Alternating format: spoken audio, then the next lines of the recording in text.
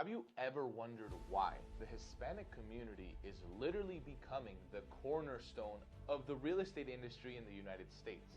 Over the last couple years, we've been seeing so many different statistics that show that the Hispanic community is not to be messed with or underestimated. Whether it's in music, in culture, or business and the overall economy. But this video is going to be about home ownership. Right? If you're watching this, you're most likely a bilingual real estate agent, you're in the mortgage space, and more likely than not, you serve our community. Well, in today's video, we're going to be diving deep into the 2023 NAREP State of Homeownership Report. This is my first time reading it, so I'm glad to be able to share this with you. And every year that this report comes out, all it does is just confirm more and more the fact that it is an absolute superpower and blessing to be bilingual in this country. So stick around as we unveil the top 3 insights from this report that could completely revolutionize the way that you approach your real estate business. But before we dive in, if you are looking for an effective way to target and reach Spanish-speaking clients online, I want you to go ahead and click the link in the description and check out our ebook called The Bilingual Advantage. In this book, we cover all of our top performing marketing strategies, ad templates, as well as follow-up scripts. Go ahead and click below to get yourself a copy. Okay, so now back to the video. There are 3 points that we're really going to look at. Number 1 is the significant homeownership growth. Despite some serious challenges in 2023, the Hispanic community still managed to grow the home ownership rate to a new record high of 49.5%, which hasn't been seen since 2005 before the economic meltdown. And 2023 was not an easy year to buy a house. Obviously, rates have been up.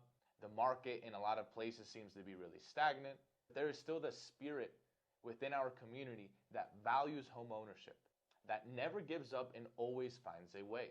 One of the biggest takeaways from the growth this past year is that in spite of the high interest rates, the Hispanic community was able to adapt by either working with co-signers, moving to cheaper areas, or taking advantage of different programs to achieve home ownership. What I found very interesting as well is that a lot of the home buyer growth came from the younger demographic, because the largest share of Hispanic home buyers was actually the demographic of people between the ages of 25 and 34.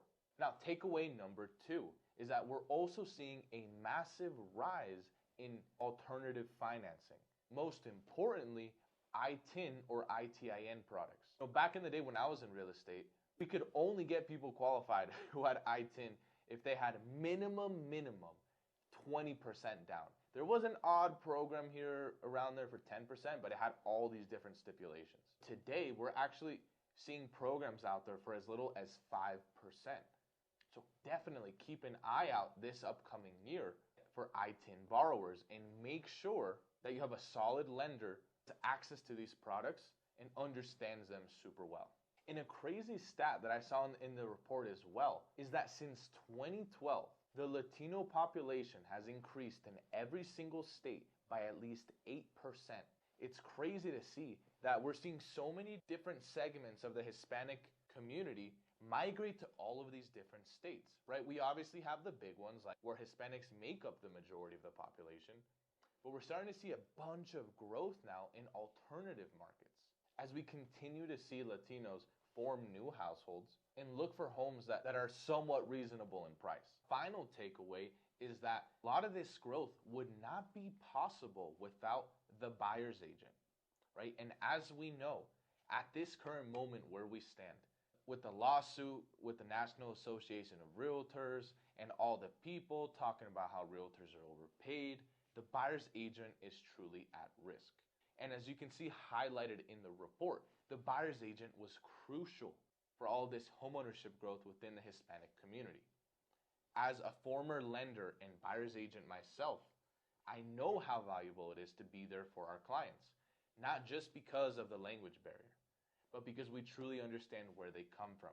We have a different kind of patience and understanding, connection that we make with the clients, because for a lot of them, it's their first time purchasing a home. They may not have anyone else in their family who can truly guide them, right? Especially on the level of an agent.